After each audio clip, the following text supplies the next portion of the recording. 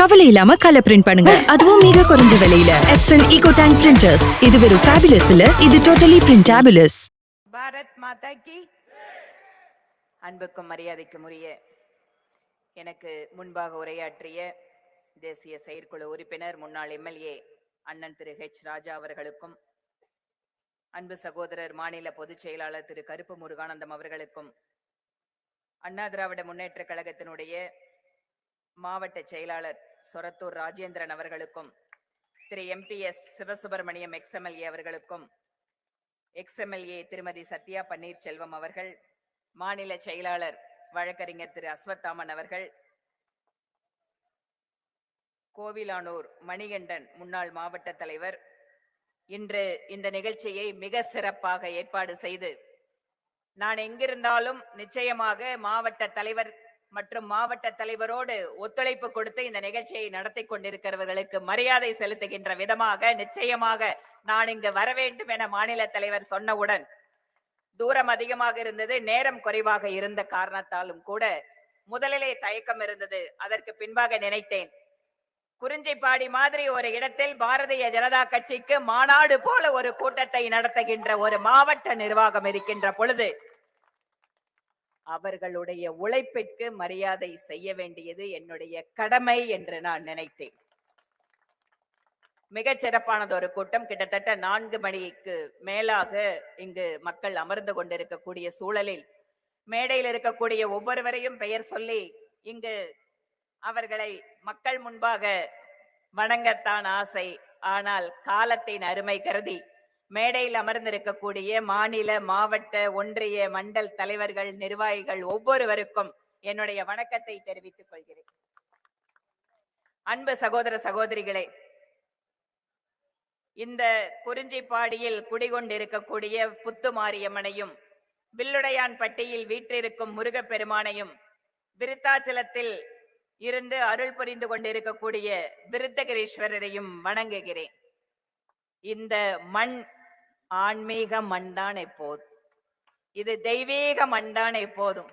அது மட்டுமல்ல, ராமசாமி படையாச்சியார், அஞ்சலை அம்மாள் போன்ற மிக சிறந்த தேசியவாதிகளை கொடுத்த மண் இந்த மண். இந்த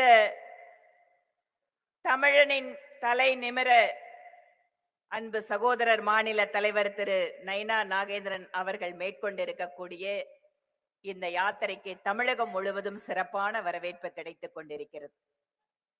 தேசிய ஜனநாயக கூட்டணியின் வெற்றி கூட்டணியாக தமிழகத்தில் மக்கள் பார்க்க துவங்கிவிட்டார்கள் என்பது அவர்கள் ஒவ்வொருவருடைய முகத்திலேயும் நாங்கள் பார்க்கிறோம்.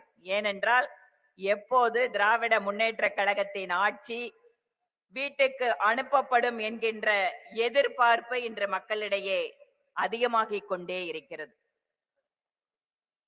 இந்த ஊருக்கே ஒரு அழகான ஒரு வரலாற்று பெயர் என்னன்னா கூடலூர் தான். 3 நதிகள் சங்கமிக்கின்ற ஊருங்கிறதால அது ஆரம்ப கட்டத்துல கூடலூர், அதற்கு பின்பாக இது கடலூர். அதிகமான விவசாய மக்களை கொண்டிருக்கக்கூடிய பகுதி. அதிலும் குறிப்பாக இந்த மாவட்டத்தில் இருக்கக்கூடிய பன்ருட்டி பலாப்பழம் என்பதற்கு நம்முடைய பாரத பிரதமர் புவிசார் குறியீடு வழங்கி உலகம் முழுவதும் பன்ருட்டி பலாப்பழத்துக்கு ஒரு தனி மரியாதை ஏற்படுத்தி இருக்கிறார். பலாப்பழம் மாதிரியே சுவையான மக்கள், அன்பான மக்கள், இனிப்பான மக்கள். இத்தகைய சிறப்பு வாய்ந்த கடலூர் மாவட்டம் திமுக ஆட்சியில் எதிர்கொள்ளக்கூடிய துயரங்கள் என்னவென்று நாம் பார்க்க வேண்டும். அதற்காக சிறு காணொளியை மட்டும் இங்கு நாம் பார்க்கலாம்.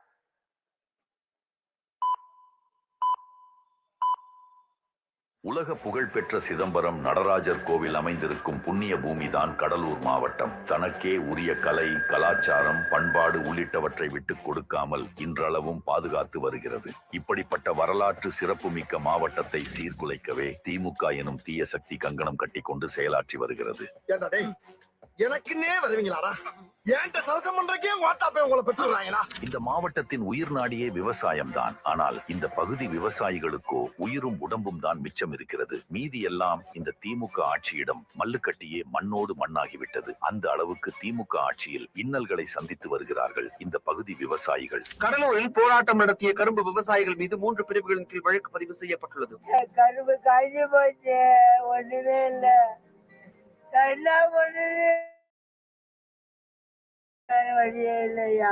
கடலூர் மாவட்டம் புவனகிரி அருகே பலத்த சூறைக்காற்றுடன் பெய்த மழையால் 2000 ஏக்கர் பரப்பளவிலான நெற்பயிர்கள் சேதமடைந்துள்ளதால் விவசாயிகள் கவலை அடைந்துள்ளனர். கடலூர் மாவட்டம் வேப்பூர் அருகே இலாங்கானோ கிராமத்தில் நெல் மூட்டைகளை அரசு கொள்முதல் நிலையத்தில் காத்திருந்த நிலையில் 500 அதிகமான நெல் மூட்டைகள் தார்பாயில் போட்டும் மழை நனைந்து நாசமாகி உள்ளது. மழையில் இருந்து நெல்லை பாதுகாக்க இந்த பகுதியில் நெல் சேமிப்பு களஞ்சியங்கள் கட்டப்படும் என்றார்கள். அதை செய்தார்களா?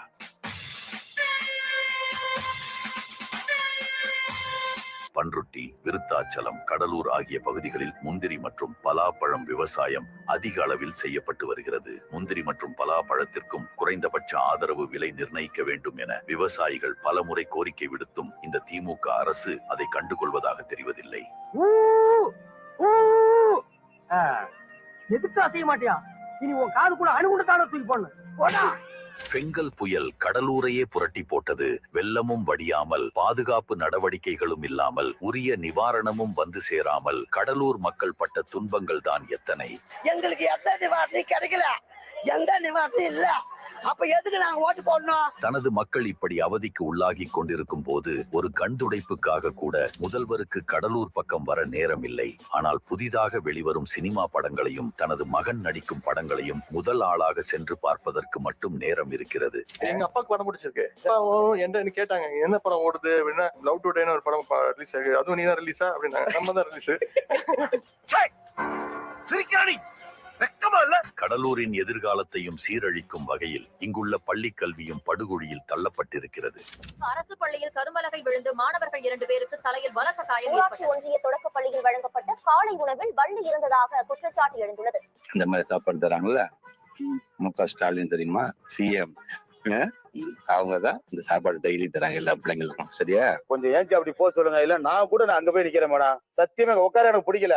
திமுக கொடுத்த 505 வாக்குறுதிகளில் உருப்படியாக 5% கூட நிறைவேற்றாமல் ஒட்டுமொத்த தமிழகத்தையே ஏமாற்றினார்கள். அது சரி, தங்களின் அடிப்படை கடமைகளை கூட செய்ய தவறுபவர்கள் கொடுத்த வாக்குறுதிகளை நிறைவேற்றுவார்கள் என்று எண்ணுவது நம்முடைய தவறுதான். முதலமைச்சரின் நேரடி கண்காணிப்பில் 10,000 கோடி நிதி ஒதுக்கீட்டில் வீராணம் ஏரி சீரமைக்கப்படும் என்றார்கள். கடலூர் உள்ளிட்ட பல டெல்டா மாவட்டங்களில் 2000 கோடி மதிப்பீட்டில் 200 தடுப்பணைகள் கட்டப்படும் என்றார்கள். கடலூர் மாவட்டத்தில் விவசாய நிலத்திற்குள் கடல் நீர் புகுவதை தடுக்க அரிவாள் மூக்கு வடிகால் திட்டம் அமைக்கப்படும் என்றார்கள். இதில் ஏதாவது ஒன்றையாவது நிறைவேற்றினார்களா? இல்லை.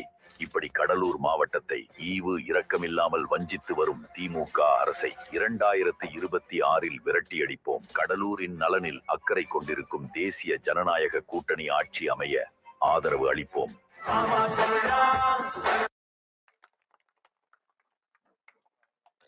அன்பு சகோதர சகோதரிகளே,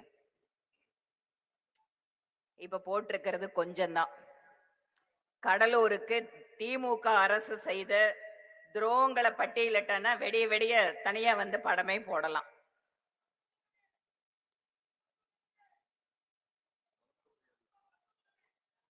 நிறைய இருக்குங்க, அதனாலதான் சொல்றேன். இப்ப போட்டது வந்து வேற 5 நிமிஷம், 5 மணி நேரம் கடலூருக்கு இவங்க செஞ்ச துரோகங்களை தனியா ஒரு படமாவே ஓட்டலாம். ஆனா இன்றைக்கு மக்களுக்கு நாம் எடுத்து சொல்ல வேண்டியது என்ன? எத்தனை வாக்குறுதிகளை கொடுத்தார்கள்? இப்போது எங்களுடைய தலைவர் எல்லா இடத்துலயும் கேட்கறது ஒண்ணுதான். என்ன சொல்றாரு? சொன்னீர்களே, செய்தீர்களா? எத்தனை பொய் வாக்குறுதிகள், எத்தனை பொய் வாக்குறுதிகள். சட்டப்பேரவையிலே மாநில தலைவர் அவர்களும் நானும் கேள்வி கேட்கின்ற பொழுது, ஒன்று சபாநாயகரே எங்களை பேச விட மாட்டாரு, இல்லன்னு சொன்னா உடனடியே எந்திரிச்சு திராவிட மாடல் ஆட்சியிலே அப்படின்னு ஒரு புராணத்தை எல்லாரும் படிப்பாங்க. விவசாயத்திற்கு தனி பட்ஜெட் கொடுத்த திராவிட மாடல் அரசுன்னு பெருமை பேசுவாங்க. இதோ இந்த ஊரை சார்ந்தவர் விவசாயத்துறை அமைச்சர் நல்லா பச்சை துண்டு போட்டுட்டு வருவார், பட்ஜெட்டை படிப்பாரு. விவசாயத்துறையோட பட்ஜெட் ஆனா என்ன தெரியுங்களா இருக்கும், 90% மோடி அவர்கள் என்ன கொடுத்தாரோ அந்த பணத்தை எடுத்து இங்க புதுசா அவங்க திட்டம் கொடுக்கிற மாதிரி கொடுப்பாங்க.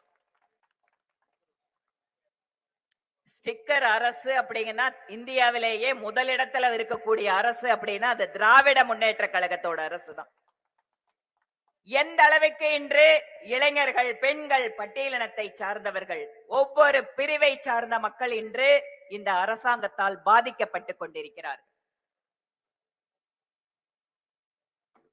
விவசாயிகளுக்கு பயிர் பாதுகாப்பிற்காக காப்பீடு திட்டத்தை அமல்படுத்த போது கூட அந்த காப்பீட்டு பணத்தை ஒழுங்காக செலுத்தாமல் விவசாயிகளை வஞ்சித்தது இந்த திமுக அரசு. அதனால விவசாயிகளுக்கு பாதிப்பு வந்த போது அவர்கள் அந்த காப்பீட்டு தொகையை பெற முடியாமல் தவித்தார்கள். விவசாயிகளுடைய வாழ்க்கையை மாற்ற வேண்டும் என பிரதமர் மோடி நினைக்கிறார். ஆனா இங்க இருக்கக்கூடிய விவசாயத்துறை அமைச்சர் தன்னுடைய சொந்த மாவட்டத்து மக்கள் அவர்கள் வெள்ளம் வந்த போதும் சரி, சாத்தனூர் அணையை திறந்து விட்டு அத்தனை மக்களையும் வெள்ளத்துல படுத்தி எடுத்தாங்க.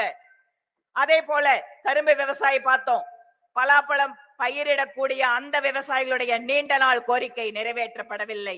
முந்திரிக்கான குறைந்தபட்ச ஆதார விலை என்பது அவர்கள் சொன்ன வாக்குறுதியை கூட விவசாயத்துறை அமைச்சர் இந்த மாவட்டத்தினுடைய மக்களுக்கு நிறைவேற்றி தரவில்லை.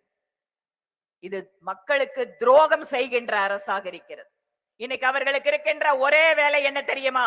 ஒருபுறம் தன்னுடைய மகனை சிம்மாசனத்தில் அமர வைத்து மக்கள் முன்னால, ஐயோ என் மகனை பாத்தீங்களா, என் மகனை பாத்தீங்களா, இளவரசனை பாத்தீங்களா, என்னமா அவர் அப்படியே பர்ஃபார்ம் பண்றாரு. இதுல விட கொடுமை என்னன்னா, இதோ அண்ணா திராவிட முன்னேற்ற கழகத்தில் இருக்கிற சகோதரர்கள் இருக்காங்க.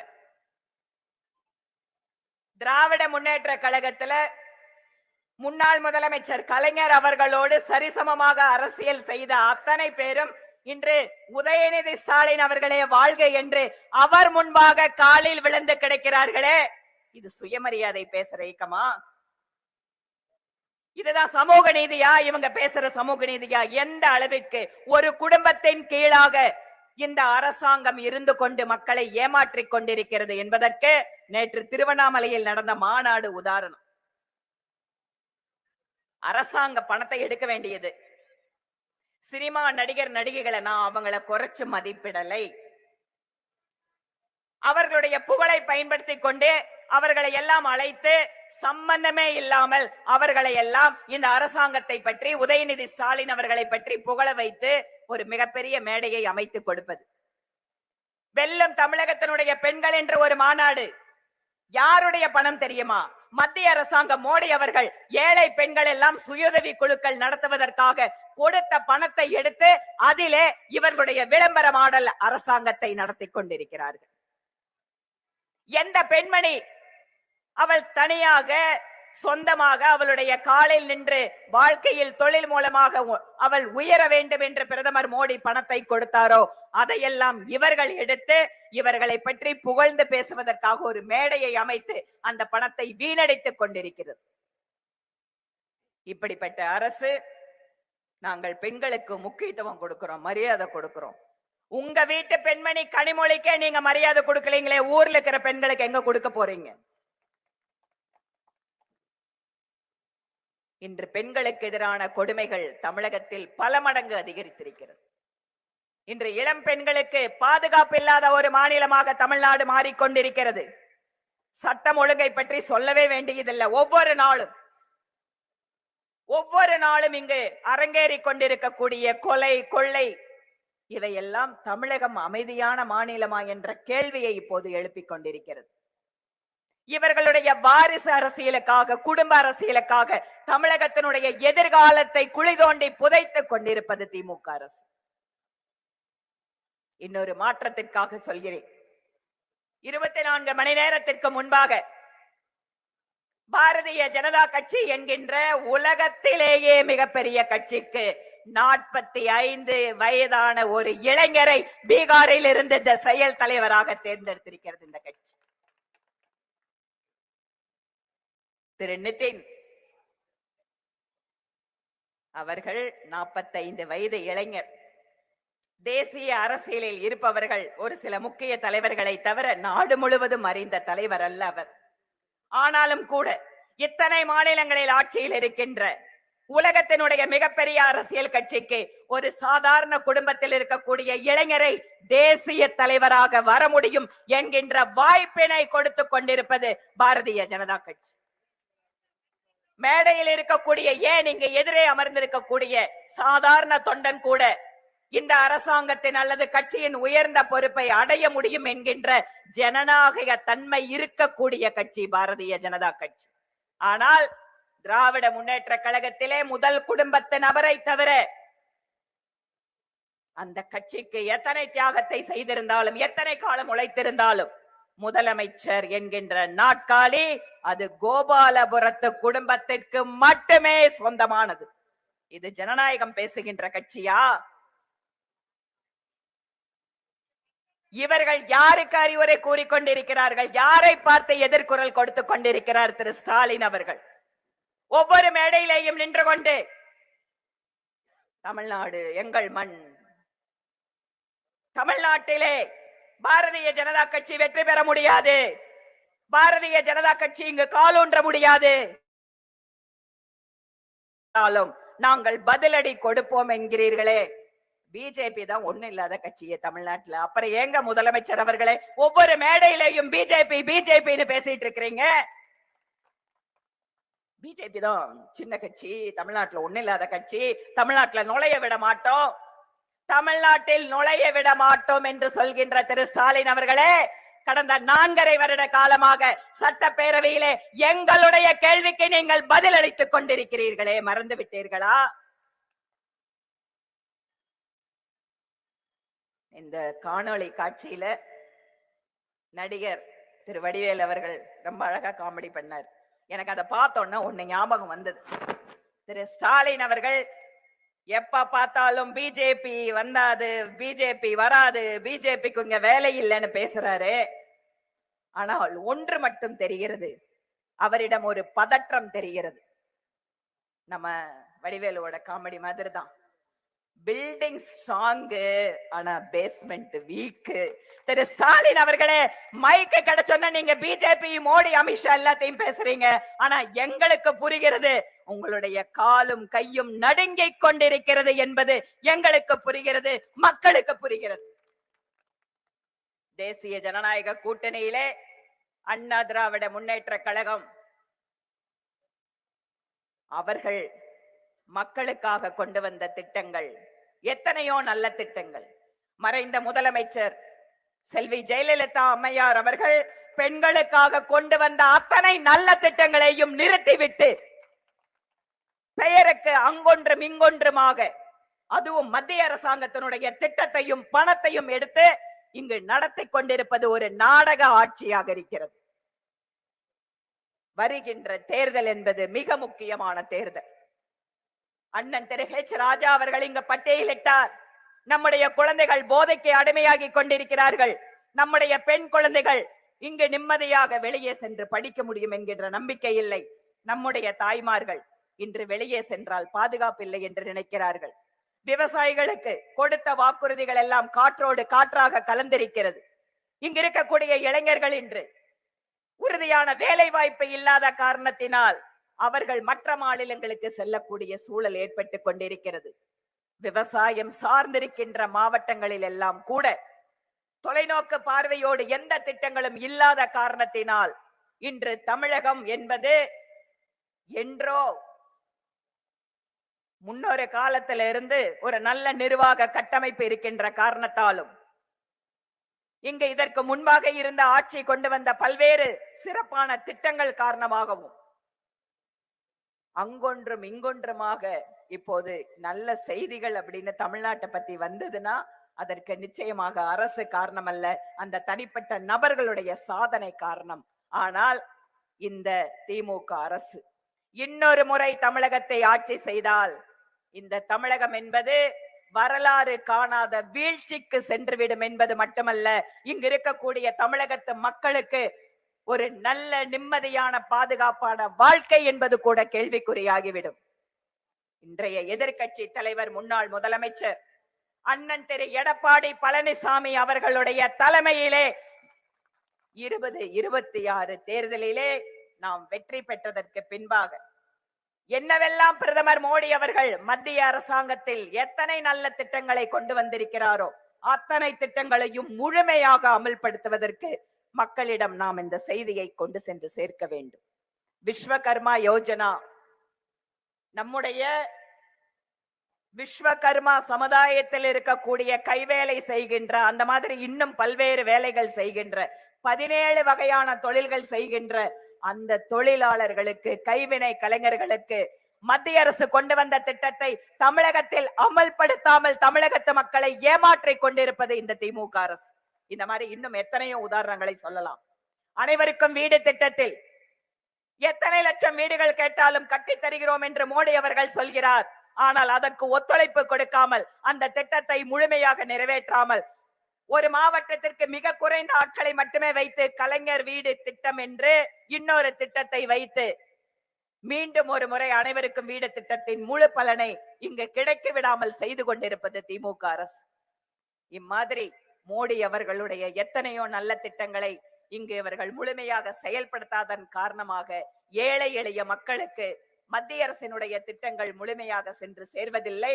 26 தேர்தலுக்கு பின்பாக ஒவ்வொரு வீட்டிலேயும் மோடி அவர்கள் திட்டத்தையும், இங்கு அமைய போகின்ற அண்ணா திராவிட முன்னேற்ற கழகத்தை தேசிய ஜனநாயக கூட்டணியினுடைய அந்த அரசாங்கத்தின் பின்பாக மக்களுக்கு நாம் கொடுக்கின்ற அத்தனை வாக்குறுதிகளையும் நிறைவேற்றுவதற்காக